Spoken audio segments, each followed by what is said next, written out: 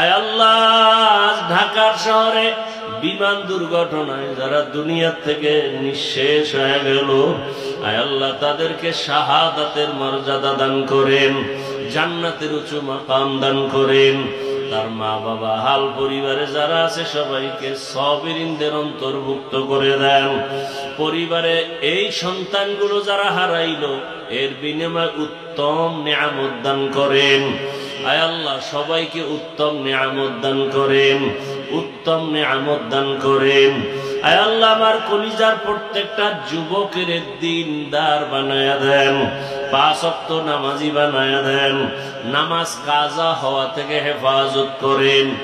নবীজি সাহাবায়ে কেরামদের আদর্শওয়ালা আমাদের বানায়া দেন, গুনাহের প্রতি ঘৃণা জমায়া দেন, নারীদের ফিতনা খেদমতের ফিতনা থেকে হেফাজত করেন।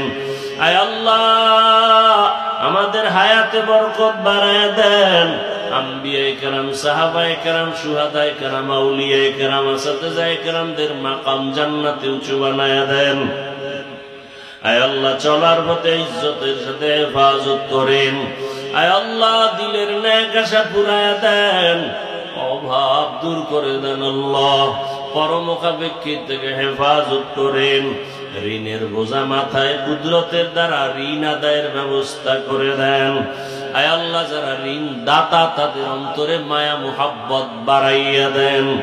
নবীজির মুহাব্বতে আমাদের দোয়া মোনাজাত। দেখেন না আজকে ঢাকা বিমান দুর্ঘটনা, উত্তরার কি হালাত, কিসের বাহাদুরি করেন। এই